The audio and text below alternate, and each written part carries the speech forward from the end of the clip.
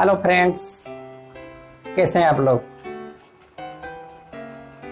आज जो हमने क्लास शुरू करने जा रहे हैं सरफेस केमिस्ट्री का एक सेगमेंट है, that is properties of colloids. The first properties heterogeneity. Number one, heterogeneity. हम आपको पहले बता चुके हैं colloidal solution is heterogeneous in nature because it consists of two phases. Number one is dispersed phase, number two dispersion medium. Dispersed phase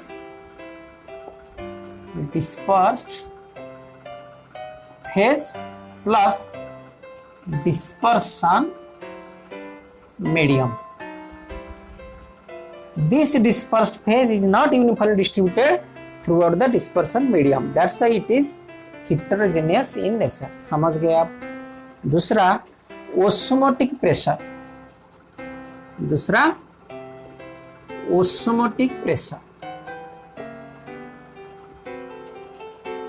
We know osmotic pressure is a colligative property of the solution which depends upon the number of particles present inside the solution. ठीक है ना।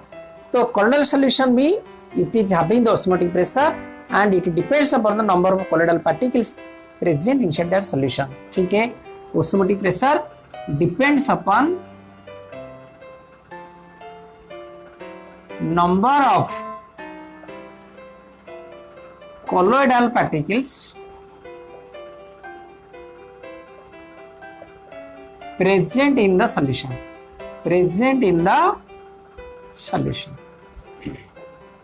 समझ गए। तो osmotic pressure ये मानता है और ये डिपेंड करता है किसके पर, उसके बीच में उसके अंदर कितने नंबर ऑफ कॉलोइडल पार्टिकल्स है। तीसरा, Brownian movement.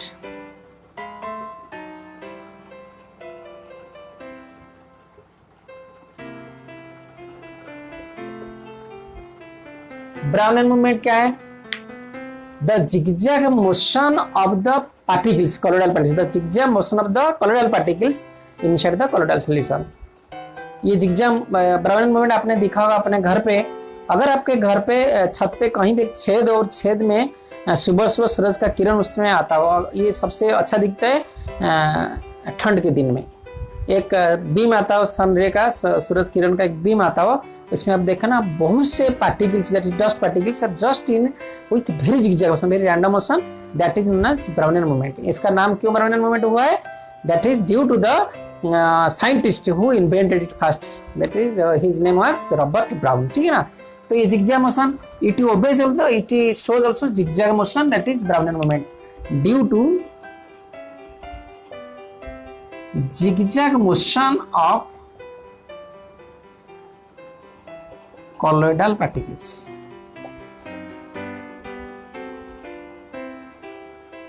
It has been observed by ultra microscope. ये देखा गया है, उसमें क्या हुआ है, जितने colloidal particles हैं वो हमेशा zigzag motion में रहते हैं। That it means ये क्या करता है, अगर zigzag ब्राउनियन मूवमेंट है तो क्या क्या प्रूव करता है? नंबर वन, हम कहते हैं confirmation of kinetic theory of gases.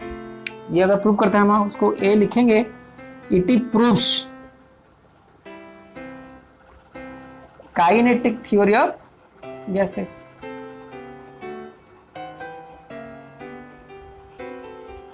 Kinetic theory of gases क्या कहता था? The molecules of any gas are always in a random zigzag motion, है ना। तो ये भी ब्राउनियन मूवमेंट कॉलोइडल सॉल्यूशन में कहता है। इसमें क्या है, जितने पार्टिकल्स है कॉलोइडल पार्टिकल्स है always there in the zigzag motion. उसके बाद क्या है, और क्या ये दे सकता है Brownian movement? Determination of Avogadro's number. Determination of Avogadro's number. बच्चों ये भी बहुत अच्छी बात है। आप देखिए, bye the help of this colloidal property, this Brownian movement of colloidal solution, we can calculate the Avogadro's number. How? हम सिल्वर का निकालते हैं Avogadro's number. We have to find the Avogadro's number of silver. हमको मालूम है silver का atomic mass 108 ग्राम है। अगर हम सिल्वर का एवोगाड्रो नंबर निकालना चाहते हैं तो हम 108 ग्राम लेंगे। अगर 108 ग्राम हमने ले रखे हैं तो उसमें कितना आटम होगा 6.023 23 होना चाहिए। लेकिन इतना ज़्यादा हम नहीं लेंगे, हम क्या करेंगे 108 ग्राम का 100 भाग लेंगे, यानी उसमें 100 में डिवाइड कर दो, कितना हो जाएगा 1.08 ग्राम। अगर 1.08 ग्राम हम लिया किसको सिल्वर को, तो उसमें अगर हम गिनेंगे तो कितना पार्टिकल्स होंगे 6.023 × 23 डिवाइड बाई 100।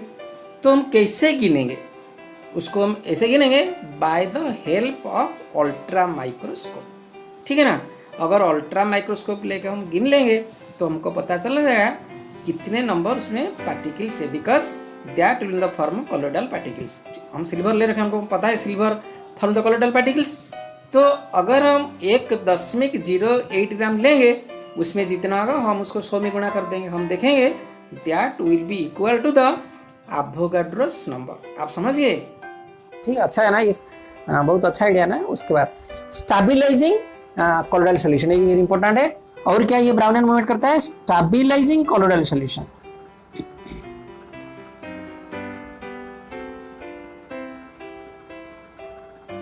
स्टेबलाइज का मतलब क्या है? Colloidal solution does not settle, वो बढ़ता नहीं। अगर बढ़ता तो हम सेंट्रीफ्यूगेशन नहीं करते, जो पिछले हम डिस्कस करते हैं अल्ट्रा सेंट्रीफ्यूगेशन। सेंट्रीफ्यूगेशन करना नहीं पड़ता, अपने आप बढ़ जाता है, लेकिन वो अपने आप बढ़ता नहीं। क्यों नहीं बढ़ता?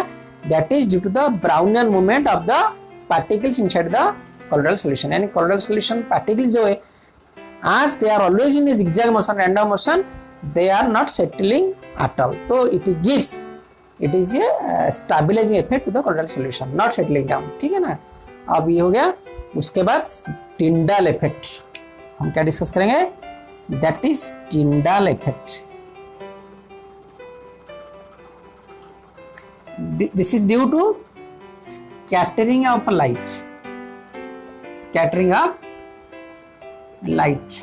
हम जानते हैं the sky is looking blue, the water of the sea is looking blue, and the tail of the comet, everything that's effects are only due to the Tyndall effect. Tyndall effect is only due to the scattering of light. अगर हम कोई colloidal solution के ऊपर एक light डालेंगे तो क्या होगा? That light through that colloidal solution will turn into bluish light. How it is coming? क्यों उसका लाइट ब्लू हो गया? Due to the scattering of light on the particles of the colloidal solution. मान लीजिए हम एक ये ले रहे हैं, इसके अंदर कॉलोइडल सॉल्यूशन पार्टिकल्स है, ठीक है ना।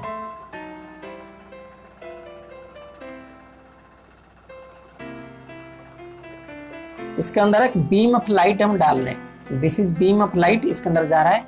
जब बीम ऑफ लाइट इसके अंदर जाएगा तो this light will see, this is blue colour दिखेगा, this is will turn into bluish. Bluish क्यों हो गया? लाइट तो व्हाइट है, ब्लूइश क्यों हो गया? जैसे हमने बोले सूरज का किरण आता है तो हमको स्काई इज लुकिंग ब्लू, वैसे ही water of the sea is looking blue. तो यहाँ भी ब्लू दिखाता है, क्यों? That is due Tyndall effect. यानी इसके ऊपर जो लाइट, ये कॉलोइडल पार्टिकल के ऊपर लाइट स्कैटर होता है, तो क्या होता है? The light energy is being observed by the colloidal particles. जब वो ऑब्जर्व कर लेता है, अगेन इट क्या है? It reflects also light, it turns into illuminate होता है। That particles after observing the light energy it illuminate, यानी अपना भी लाइट देता है, दैट टर्न्स इनटू ब्लू। आप समझ गए? दिस इंपॉर्टेंट, आप इसको याद रखना, ठीक है ना। जब ये लाइट इसके ऊपर डाला जाता है, that scattering effect is due to the colloidal particles. जब स्कैटर उसके ऊपर लाइट एनर्जी स्कैटर होता है, that particles also start to illuminate, वो इल्यूमिनेट होते हैं तब it looks blue, that is known as Tyndall effect. समझ गए? Observation of light by colloidal particles makes them self illuminate, और सेल्फ इल्यूमिनेट, वो सेल्फ क्या होता है? इल्यूमिनेशन होता है, ठीक है बच्चों। ये भी याद रखिए, जो टिंडाल इफेक्ट किसके ऊपर डिपेंड करता है? Number one, the size of the particles. Number one किसके ऊपर डिपेंड करता है? The size of the particles. Particles size कितना है? Size of the particles. और किसके ऊपर करता है? नंबर टू है हमारे, यहां लिखेंगे द वेवलेंथ ऑफ लाइट।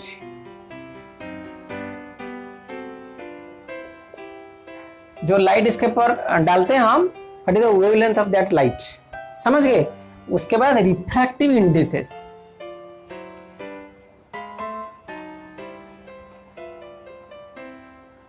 ये 3 चीज आप रखना, याद रखना। Tyndall effect depends upon these 3 factors. Number 1, wavelength of light and the particle size और refractive indices, ठीक है ना। Number 5, electrical properties. Electrical properties, it has been classified again, that is stability of colloids. Number B, electrophoresis. Electrophoresis और कैटाफोरेसिस और cataphoresis. Number c, इलेक्ट्रोओस्मोसिस। इलेक्ट्रोओस्मोसिस, ये जो 3 है, पहले स्टेबिलिटी ऑफ कलर्स, दूसरा इलेक्ट्रोफोरेसिस और cataphoresis, number c electroosmosis. Stability of colours कैसे होता है due to the electrical charge, we have to understand that. तो अब देखिए, पहले stability of colours, that is due to the electrically charged particles of that colloidal solution, यानी colloidal particles are electrically charged. It has been experimentally seen that either the colloid may be positive colloidal solution, negative colloidal solution. अगर ferric hydroxide हम लेते हैं तो वो होगा positive souls, एक example, या एल्यूमिनियम हाइड्रोक्साइड लेंगे वो पॉजिटिव होगा, लेकिन अगर गोल्ड और सिल्वर का लेंगे तो वो क्या हो जाएगा, नेगेटिव सॉल्स होता है। तो it means the colloidal particles are bearing certain charges, either positive or negative. तो ये जो चार्ज आता है, ये चार्ज कहाँ से आता है और ये चार्ज क्या करता है, due to the same charge of the particles they repel with each other. मान लीजिए हम एक यहाँ सोल्यूशन ले रहे हैं, colloidal सोल्यूशन, इसमें सारे हम AU का ले रहे हैं, इसमें सारे AU पार्टिकल्स हैं, तो AU होगा तो ये कौन सा चार्ज लेगा, माइनस लेगा। हमने अभी आपको बताया AU माइनस, तो ये जो कलर माइनस लिए तो minus and minus AU they will always repel to each other. क्या करेंगे, वो अपने बीच रिपेल करेंगे। सो रिपेल अगर होगा तो they will not settle down, वो नीचे बैठेंगे नहीं। जैसे हम बता रहे थे, zigzag motion of the particles due to this electrical properties of the colloidal particles, because they bear the same charge, either positive or negative. Due to positive or negative charge, they repel each other. समझ गए आप, due to repel of the same charge, repel of the colloidal particles having the same charge.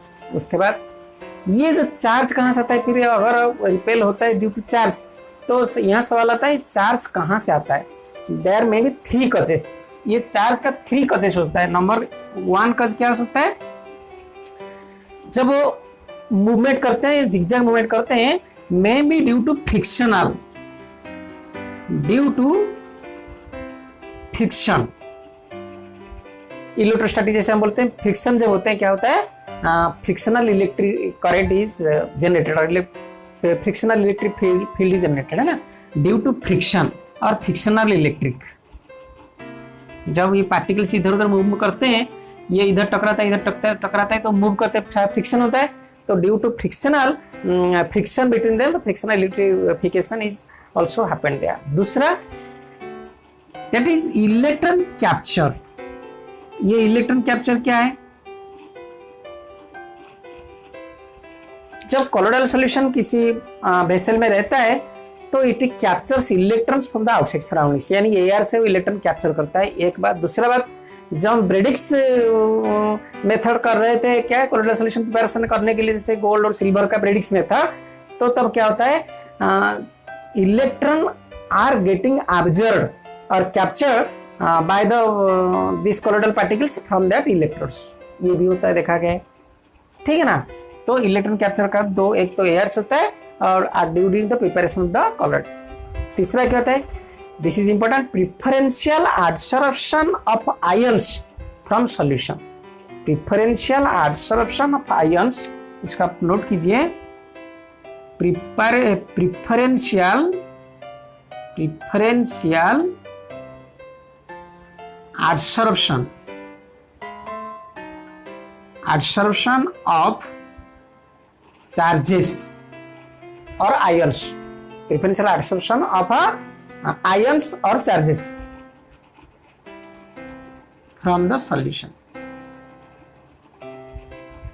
क्या इसका मतलब, मान लीजिए हम ये करते हैं, FeCl3 को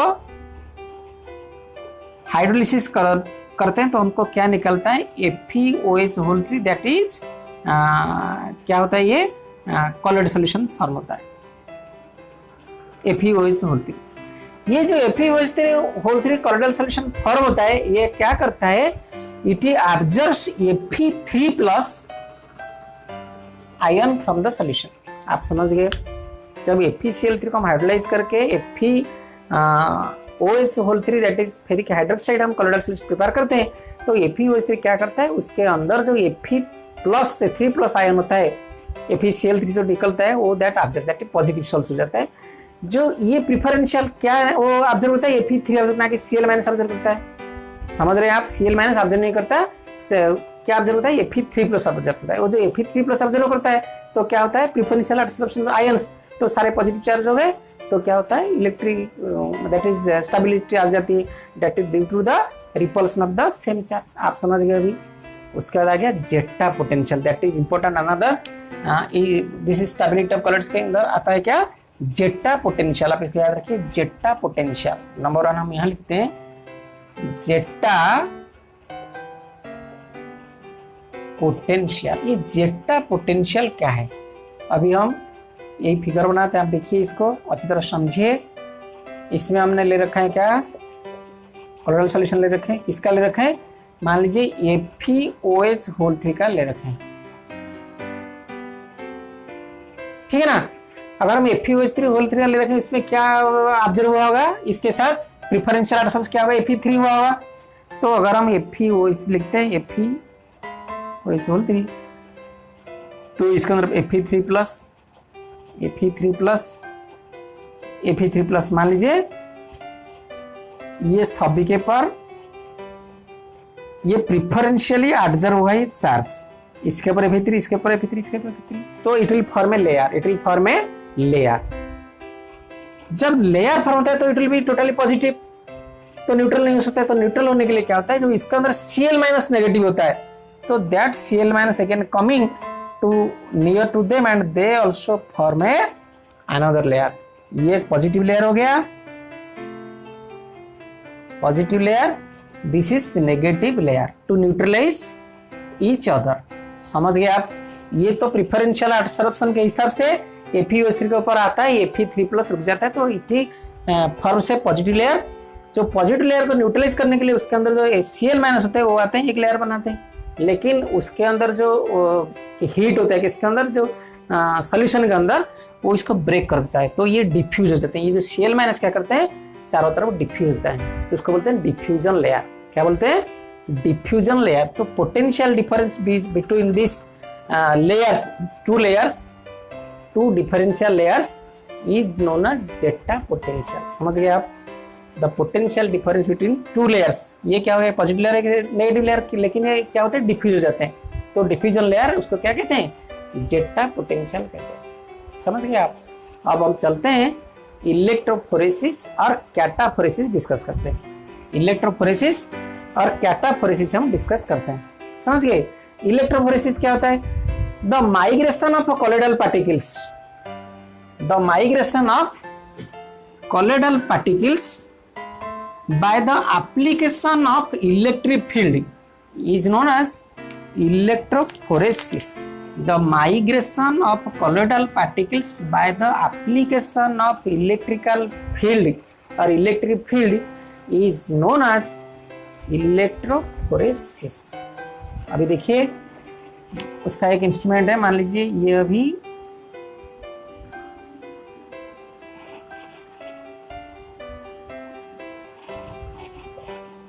देखो बच्चों, ये एक यू ट्यूब है, इसके बाहर एक गया हुआ है एक्सटेंशन ट्यूब। ये एक्सटेंशन ट्यूब के एट लास्ट ये रिजर्वर फिक्स्ड है ना। पहले क्या होता है, ये ट्यूब में, यू ट्यूब में हम कुछ लेते हैं, पानी ले लेते हैं, some water is poured inside this U tube. उसके बाद क्या होता है, the desired amount of colloidal solution or the colloidal solution is passed through this extended tube from this reservoir by opening this stopper। ये stopper यहाँ रहता है, stopper open कर देंगे तो ये क्या होगा, इसके अंदर घुसेगा।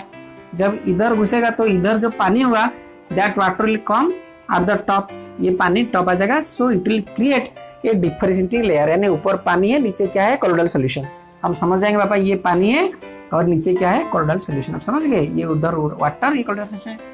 तो फिर क्या करेंगे, दोनों तरफ, एक तरफ इलेक्ट्रिकल इलेक्ट्रोड्स हम देंगे, इधर मान लीजिए पॉजिटिव, इधर नेगेटिव इलेक्ट्रोड्स दे रखें।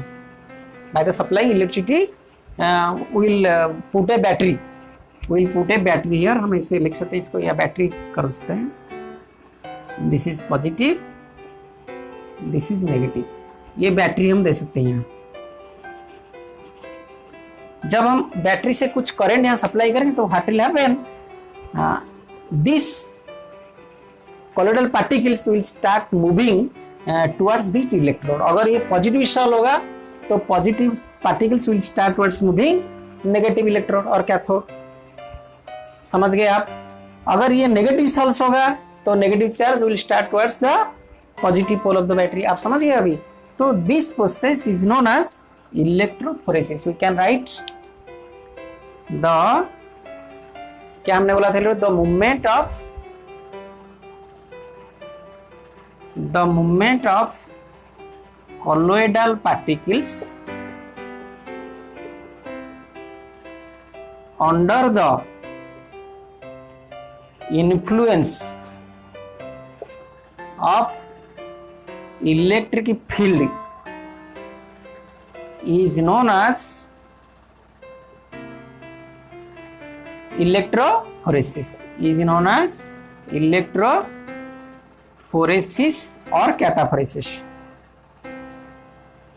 और कैटाफोरेसिस। आप इसको नोट कर सकते हैं। तो यहाँ वही बात हुआ ना, जब हम बैटरी के जरिए we supplied the electric field, electrical field हमने दिया। इसके अंदर क्या हुआ, अगर ये पॉजिटिव सेल्स हैं तो positive sols will gradually travels towards the negative pole और नेगेटिव इलेक्ट्रोड। अगर sol is negative so the colloidal particles start move towards the positive electrode. समझ गए। आप इसको नोट कीजिए, ठीक है ना। तो ये इलेक्ट्रोफोरेसिस हमारा क्या मदद करता है, व्हाट इज द एप्लीकेशन, और इसका आप इसको नोट कर ले, इसका एप्लीकेशन क्या है। देखिए,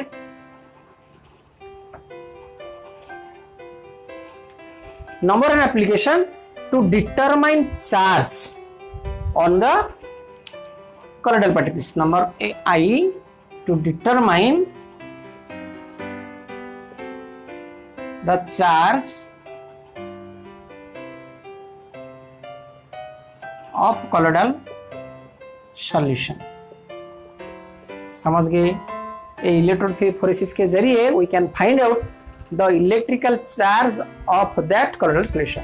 number two, to remove from carbon from smoke, to remove the carbon from smoke. और स्मोक में जो कार्बन होता है we can remove, to remove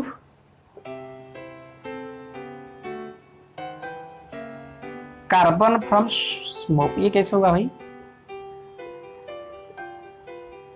smoke में अगर कार्बन होगा तो carbon will form the colloidal solution.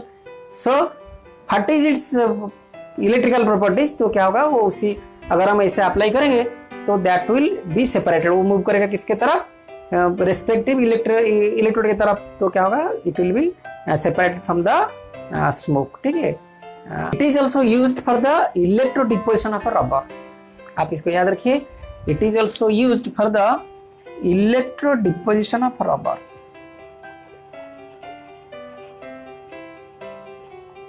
Deposition of rubber, ठीक है। ये हो गया उसका 3। उसके बाद आते हैं आखिर में इलेक्ट्रोओस्मोसिस। इलेक्ट्रोफोरेसिस के बाद हम क्या लिखा था, इलेक्ट्रोओस्मोसिस। आप इसको नोट कीजिए। इसके बाद हम लिखते हैं इलेक्ट्रोओस्मोसिस, ठीक है। Electroosmosis is nothing but the opposite of the electrophoresis. क्या है, electroosmosis is just opposite of the, हमने फिगर ये कर दिया, मिटा दिया। तब देखिए इलेक्ट्रोओस्मोसिस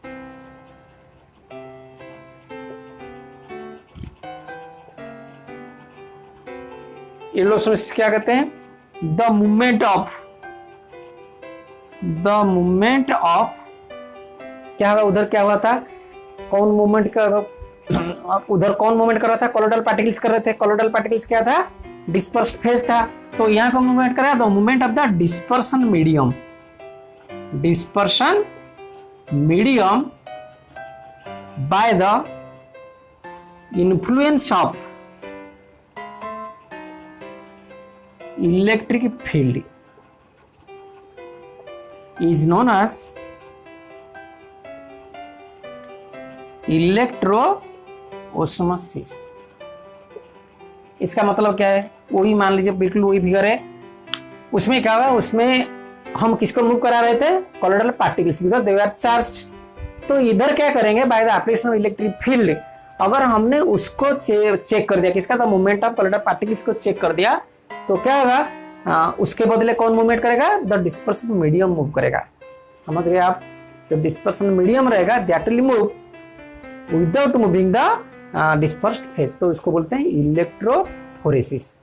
ये भी बहुत काम में आता है, जैसे अगर ड्राइंग ऑफ डाई पेस्ट, जो डाई पेस्ट तो उसको हम ड्राई करेंगे, तो that is also at that place this electrophoresis used. आप समझ गए, this is the opposite of just electrophoresis. Electroosmosis just opposite of electrophoresis. Electroosmosis से क्या होता है, इसमें the dispersion medium is moving, लेकिन उधर क्या होता है, डिस्पर्स्ड फेज इज मूविंग। समझ गए।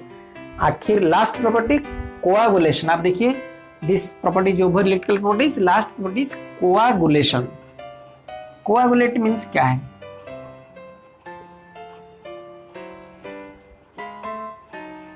कोआगुलेशन क्या है, the phenomenon of precipitation of a colloidal solution, the phenomenon of a precipitation of colloidal solution by adding excess of an electrolyte, इसको फोकुलेशन भी कहते हैं। क्या कहते हैं, फोकुलेशन भी कहते हैं। the phenomenon of, you write down the phenomenon of settling down, the phenomenon of precipitation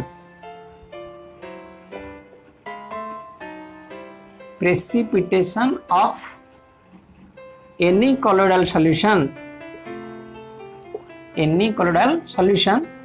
by adding an electrolyte is known as coagulation।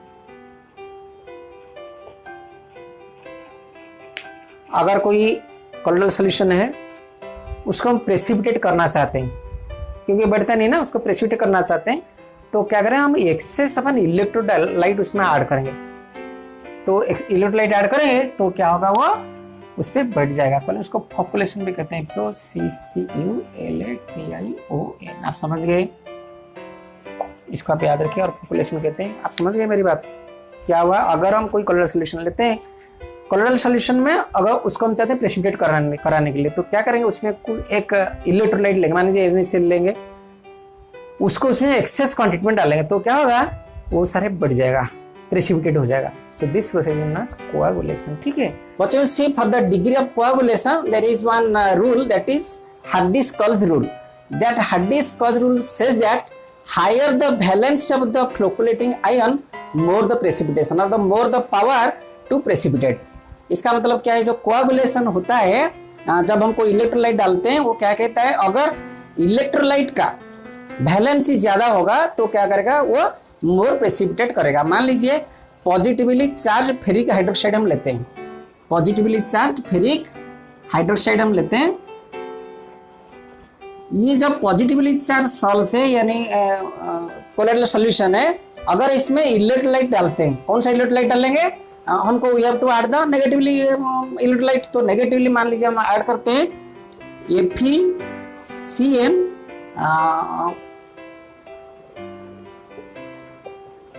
अगर ये डालते हैं या और कोई डालते हैं, तो क्या होगा ना, इसका जितना नेगेटिव चार्ज होगा, जितना नेगेटिव चार्ज होगा उसको प्रेसिपिटेट उतना ज्यादा करेगा। इसका मतलब अगर हम लिखते हैं, इसका चार्ज है -4, ग्रेटर देन, अगर हम लिखेंगे PO4 -3 greater than SO4 2 greater than Cl-। आप देख रहे हैं अभी इसका मतलब क्या है। अगर हम इसमें डालते हैं इलेक्ट्रोलाइट जिसमें नेगेटिव आयन का चार्ज बहुत ज्यादा होगा, तो इसको प्रेसिपिटेट ज्यादा करेगा। आप समझ गए, यानी FeCN-4 अगर हम इसका लेते हैं, इसका कितना नेगेटिव चार्ज है, -4, PO4 का इतना -3, SO4 का -2 और Cl का -1। तो अगर हम इसको डालते हैं तो प्रेसिपिटेशन विल बी मोर और power to precipitate will be more. और इसको डालते हैं उससे थोड़ा कम, इसको डालते हैं इससे थोड़ा, इसको डालते हैं इससे थोड़ा कम, ऐसा देखा गया है। और मान लीजिए ये हो गया पॉजिटिव चार्ज भी है, अगर मान लीजिए negative charge solve, negative souls हैं, ठीक है ना, मान लीजिए हम नेगेटिवली चार्ज सॉल्स ले रहे हैं,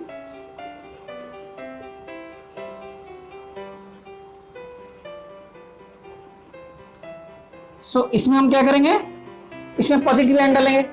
पॉजिटिव क्या, मान लीजिए Al3+ greater than Ba2+ greater than Na+। अगर एल्यूमिनियम लेते हैं 3+ इसका चार्ज है तो ये क्या करेगा, मोर प्रेसिपिटेट कराएगा। Ba2+ क्या करेगा, उससे थोड़ा कम करेगा। Na+ क्या करेगा, उससे थोड़ा कम करेगा, क्योंकि इसका चार्ज सबसे ज्यादा है 3, इसका 2, इसका 1। तो जिसका चार्ज ज्यादा होगा और वैलेंसी ज्यादा होगा, that will precipitate more. Higher the valence of the flocculating ion, more the precipitation. हम लिख सकते हैं Hardy's-Cause rule says that the rule says that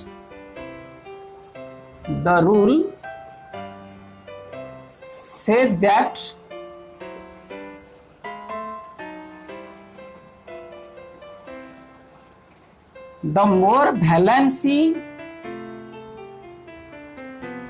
of the electrolyte ion, the power of precipitation will be more. अगर the more valency, ज्यादा valency होगा तो क्या होगा, the power of precipitation will be more.